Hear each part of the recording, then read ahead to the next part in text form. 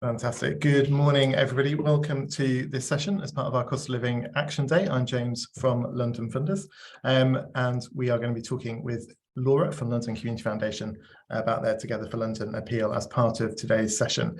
Just to give you the context for why we're having these discussions and why we're bringing people together today.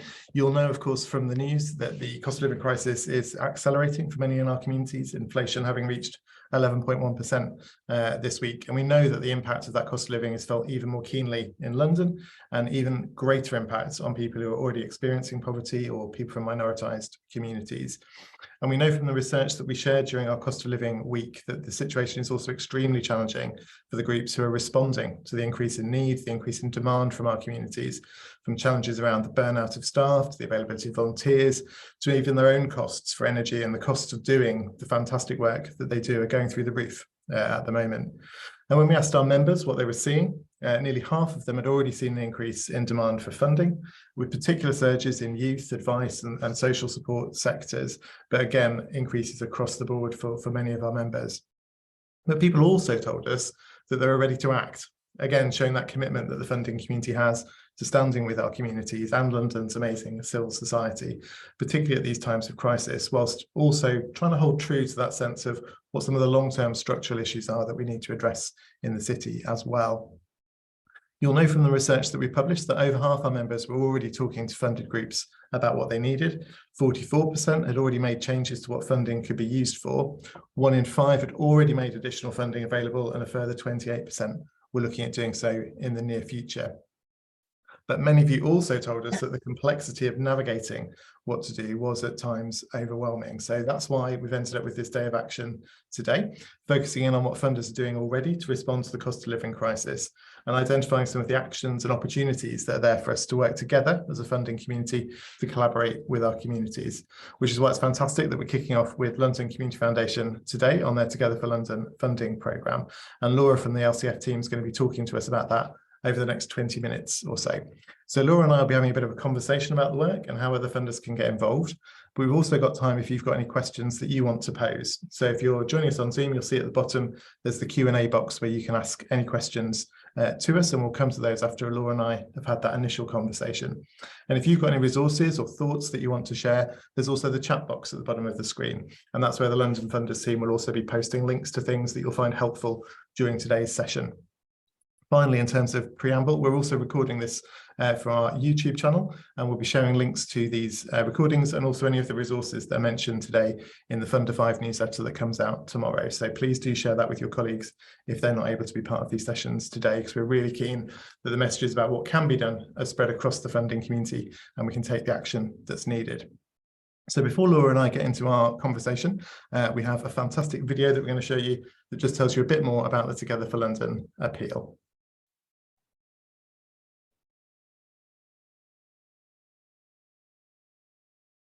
We are the Community Foundation for London, and we're deeply concerned about the rising cost of living for the capital's most vulnerable people. More and more people are turning to local charities for support. There is a really increased demand for services from community groups and grassroots charities. They themselves are also still recovering from COVID. Since May this year, we've been running what we call the Brixton Windmill Community Club for over 55s. And it's growing, and we expect it to grow more in the winter as people need to get out and about and stay warm, basically.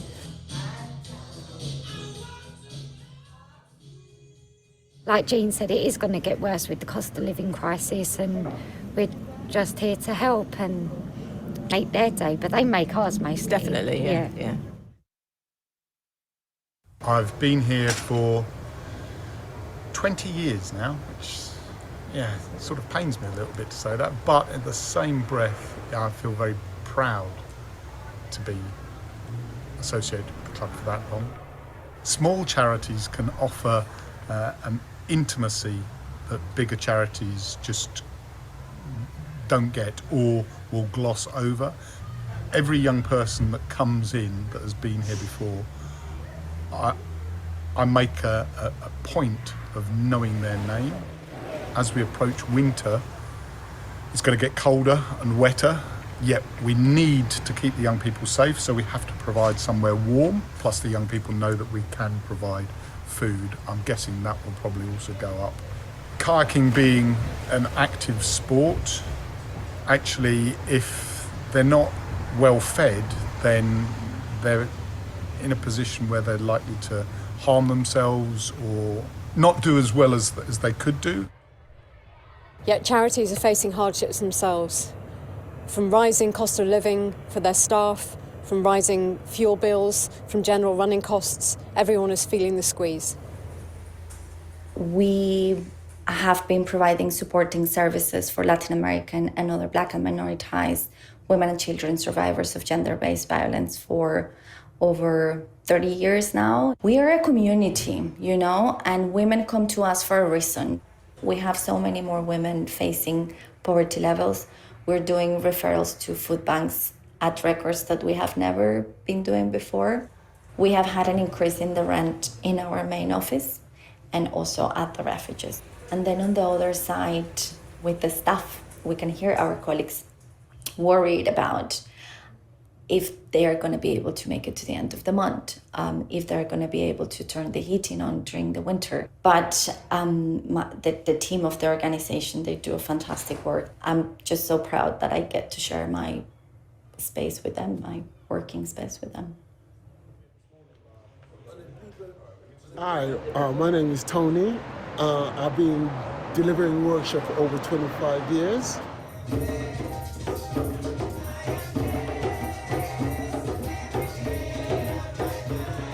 And the outcome from those workshops is that people tend to improve their health and well-being.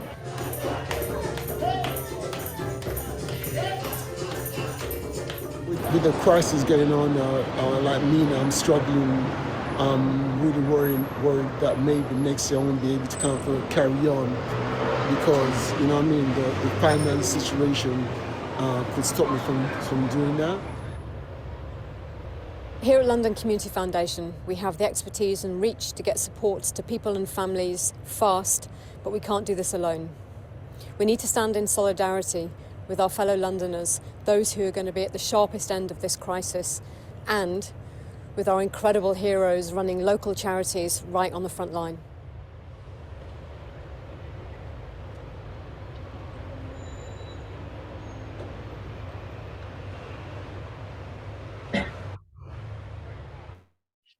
Brilliant, thank you. And really powerful to hear the stories directly from people who are affected and actually directly running some of the services and support that's so valuable to our communities, which in a way, Laura, is partly the answer to the first question I was going to ask you, which is about why London Community Foundation are getting involved and why you're doing this appeal.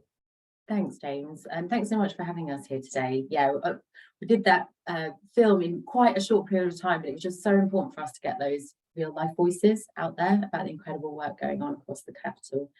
I guess probably I was thinking about this question, and it was important for me to say that we recognise that this crisis is based on really deep-rooted issues across the country and also in our capital, things that have been there for a really long time, inequalities that have also been exacerbated by recent events. And we know that it needs urgent national response, both in terms of relief, but also policy change for our most disadvantaged.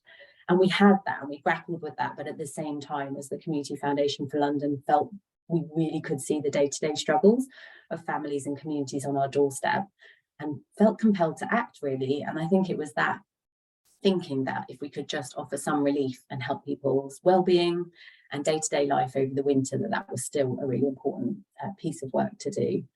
So I think that was a sort of motivation for doing it, but also, as Kate said in our chief exec in that video, we also had experience. So during the pandemic, we'd set up and really change the way we worked so that we could get money out fast to communities who needed it the most in a really accessible way.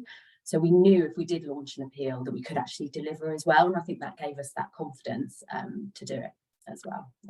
Yeah, absolutely. I think we saw through the COVID appeals how important it was to get money out quickly at a time of crisis. And I think seeing organisations like yours able to adapt and able to use that reach to get that money flowing quickly is really important. And I don't think we can underplay the sheer impact of this on communities. We had people during our cost of living week talking about this as a humanitarian crisis, whilst whilst we do need to take action on the longer term structural issues, we can't ignore what's happening right now. So as you say, really important to draw attention to how we can get money flowing to meet some of those immediate needs. Could you maybe just tell us a bit more about how it's going so far? What's happening in terms of the amounts of money you've got coming Yeah, of course. how funders are supporting? Yeah, the story started really back in the summer. We were already getting worried about the impact of rising energy costs on our own charity, which then made us think about the rest of the sector, and particularly the smaller charities. And we prompted us to send out a survey to all of our community partners at the beginning of August. I have to admit, couldn't think that we were going to get many responses. We were having such a hot summer, and I couldn't imagine that people would be really thinking about it. But actually, we got over 150 responses in the space of a week or two. And I think that just really brought home to us how worried people were about this. At that point, there wasn't any government intervention at all. So charities were really looking at a very uncertain winter without an energy cap, and already seeing a rise in demand. So that's sort of like what prompted the launch. And I think it really meant that what we were doing was going out and doing a lot of engagement work. We were really thinking about what communities needed and rested very heavily on that kind of emergency relief, whether it be food or essential care packages or mental health or debt advice. And we wanted to use the appeal to raise funds to get to communities, but also to raise awareness of the impact on small charities and how precarious their situation was and how many might close if we weren't to act quickly.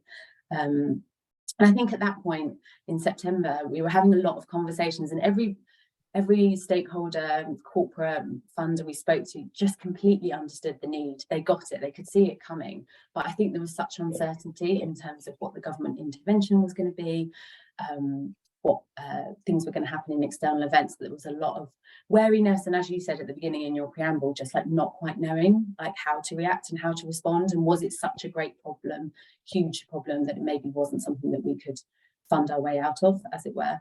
So yeah, a lot of uncertainty. And I think there's been a bit of a journey for all of us thinking about that.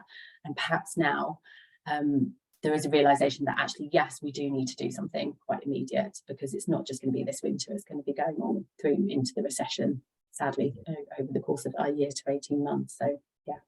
Yeah, and you mentioned that, it's obviously some of the conversations you'd had with groups, and we picked up some of that in the opening remarks there about the research we've done. Are you already starting to see any patterns or any information in terms of the kind of requests you're getting in from community groups for the support that you're offering? Yeah, we are. I mean, we knew demand would be high, but it's been really intense. We did quite a few webinars to support community groups, particularly because we wanted to make sure that they were as well informed as possible and maybe didn't waste resources if they weren't going to meet the eligibility criteria. We were really conscious of that. And we had over 300 people attend those webinars, different groups across London. We are closing our applications today, the deadline's today. It's been quite a short window of 3 weeks, and that was really intentional as well, so as not to overextend and encourage more people to apply. We're probably looking at about 300 to 400 applications, which is really high.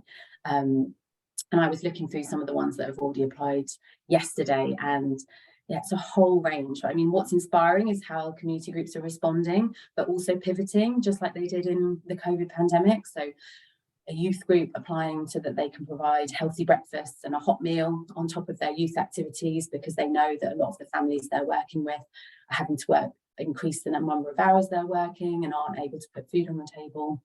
We had a group who support older Caribbean residents in East London who are thinking about how they might be able to provide small cash payments or care packages to older residents who are going to struggle with their utility bills. We were also looking at sort of some groups that support people with disabilities, thinking about how they can offer money advice.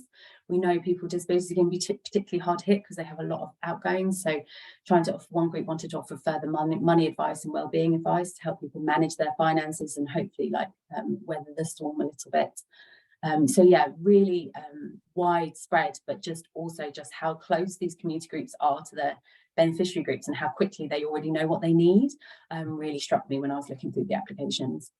Yeah, I think that sort of spirit of collaboration within communities is part of that as well, isn't it? As you're saying, identifying where people can expand or diversify the services they do to make sure they're getting that wraparound, whilst also working with other people. And collaboration is also important for us on the funder side of the fence. And I think it's really important that if there are opportunities for other funders to get involved and space where people can put money together to achieve the kind of impact that we want to see, that's really important.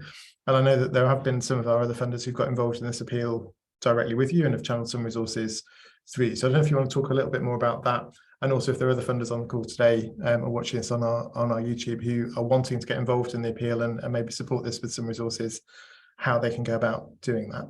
Yeah, that's really true, James. Like, I think we all learned, and huge kudos to London funders and the London community response during the pandemic, but we learned so much about collaboration in that point. And I think particularly in times of crisis, actually the priorities of what the need is are really clear. So there's not a much divergence between us about what we want to actually get the funding to. So I think that helps. I think what we're really aware of is we wanted to get it out fast, and collaboration really helps with that.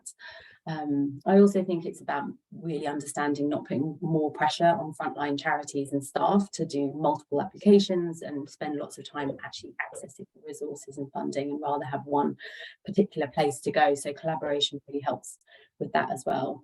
I think what's been really interesting in my learning in this programme, we've had really generous contributions from other funders like Trust for London, but also corporates like Allen & Overy and Bank of Ireland, for example, all of whom really wanted to do something and act, but perhaps didn't have the channel or means to do it through their normal giving. And also, through conversations with many of them, didn't have the capacity themselves. They had their own business as usual work going on, maybe another funding stream, maybe other grant partners. They had the ability to uplift their own grantees, but didn't quite have the capacity to give the sort of humanitarian emergency response. So I think that's been a really interesting learning where we've been able to offer that as the London Community Foundation and hopefully give that capacity, as it were, and use all of our expertise to do that. So yeah, we've reached 1 million, which is absolutely fantastic. But now we're looking today at the deadline of applications that will probably enable us to fund about a third of the great projects that have come through to us already, because we're giving out grants of up to £10,000 at a go. So yeah, I think at the moment we're still looking to expand and keep asking for contributions and encouraging people to get involved, because the process and system is already there. So it's really easy for people to get involved, however big or small they want that contribution to be, because everyone will help fund an extra project. So lots of people have given on a personal level, which has been really inspiring. Like, we've had people donate their energy rebates and things like that, where they felt like they just want to give back to London. And then we've also had lots of corporate social responsibility teams and funders come to us to just say, oh, okay, actually, this is a really good avenue for us to make an impact just before Christmas, and communicate that to our stakeholders as well. So, yeah. Fantastic. And really good to hear other funders are supporting the appeal too. I've spotted Emma's name from Allen & Overy pop up in the chat a second ago, so good to see them there with us as well. For those who've already joined that appeal, obviously they know how to do it. In a very practical sense, Laura, if other people want to support the appeal, what do they need to do? Go to our website or contact me directly. I can put my email in the chat as well when we're answering questions. Yeah, I'm really happy to have a conversation. So if you just want to find out more, I'd really encourage you to come and have a conversation with us. Or, as I said, if you just want to make a personal contribution, you can donate online as well. Fantastic. Thanks, Laura. And you mentioned a little bit about why collaboration is so important. Maybe just as a final question for me tell us why you think this collaborative approach is such an important one to do for our communities. I think it's about getting relief out there quickly. It's the funding, but it's also the standing in solidarity with the small communities. It's recognising that London funders as a whole hear them and can see them, and that we're trying to do something about it. So of course the funding is vital, and the more we can raise is really important, but also seeing us act, I also think has a huge value to it as well. And you'll see that with all funders. Like, if you're going back to your current partners and asking them what's the situation like for them, can they uplift, that listening piece and actually hearing really means a lot to small charities, that their funders are being supportive like that. So yeah, I think the collaboration is absolutely about getting relief out there to communities, but it's also about making sure that our sector feels listened by us.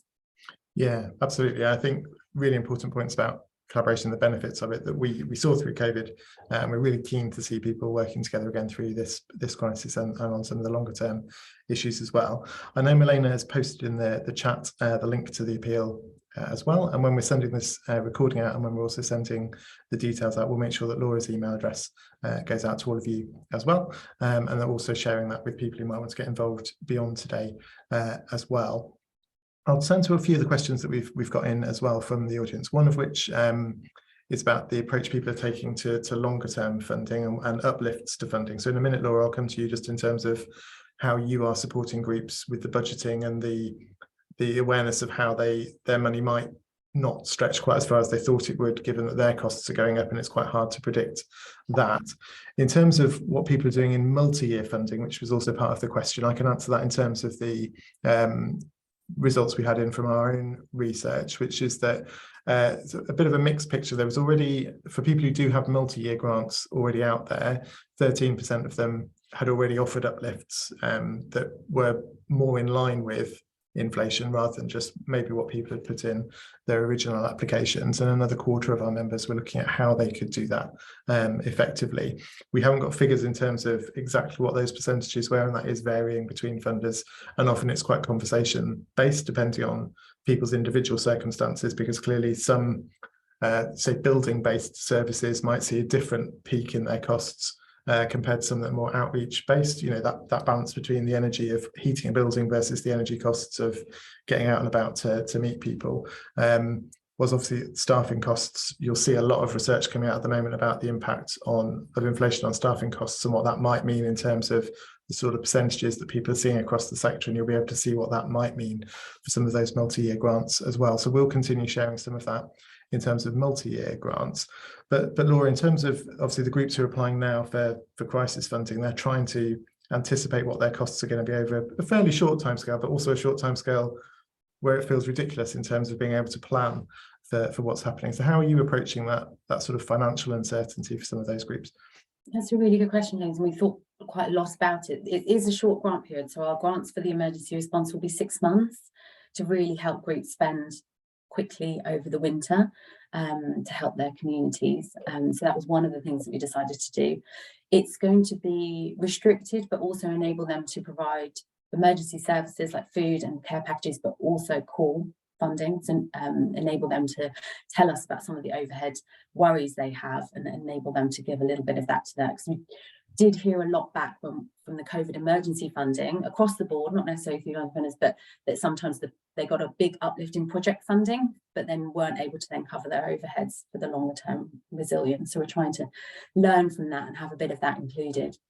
We'll also be going back out to all organisations in the monitoring to see how much, what they need next, which I think is sort of the next question. When you've got a 10k grant for emergency, that's not going to keep you going forever. So we do want to be asking that next question.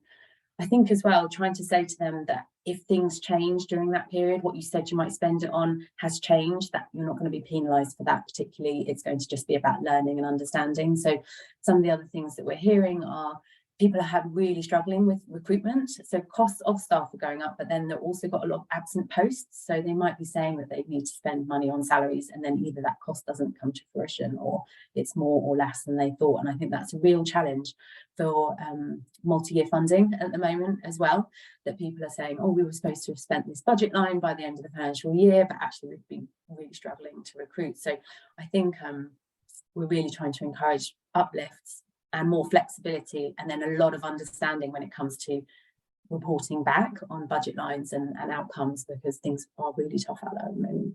Yeah, absolutely. I think all of that sounds very much in line with one of the other things we're pushing quite hard, which is the open and trusting grant making movement. Yeah. How can we be build on what was shown to be so effective through the COVID response and make that a bit more of our business as usual? So really good to hear those messages from you as well. I've got time for one more question that I'll take from the Q&A box, which was someone was asking about how you're going to be deciding what to fund. So you mentioned the volume of applications that have come through and the current level of sort of financial support you've got able to meet those demands. And obviously we're hoping other funders will get involved in this and support this to increase that further.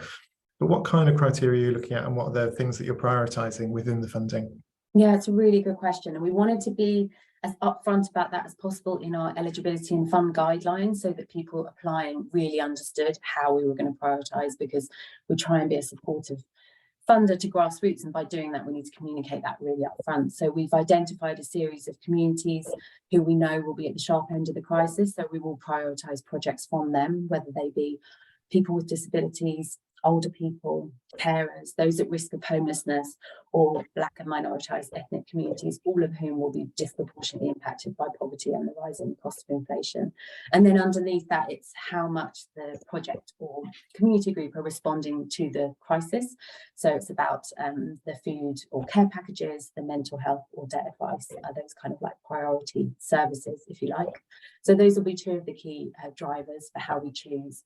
Then the way we are predicting that there'll probably be more of those fantastic projects than we can actually fund. So we'll start to look at the spread across London, and also, you know, deprivation indices as well underneath that, making sure that we are targeting it as much as possible to where it needs to go the most. So we'll have various like other levels underneath that to help us prioritise. Fantastic. Thank you, Laura. We're almost out of time, so just a moment to thank you all for joining us for this recording. Not recording, this is a live thing if you're watching it live, but if you are watching on the recording, thank you for watching it back and sharing it with your colleagues as well. There's a number of other sessions during the course of the day. They're all these sort of bite-sized snapshot ones, and Melaine has posted in the chat the links to those if you want to join us for any of those later on today. If you are interested in the appeal with the London Community Foundation, Laura's email is in the chat, and the link to the web address is in the chat as well, but we'll also be sending that out to everyone in the Fund 5 email tomorrow. From where we sit, we've seen the power of collaboration in responding to crises before. We can feel it now, that need, and we're hearing it from members in terms of that desire to work together to try and make sure that we are doing as well as we can in responding to this crisis with our communities.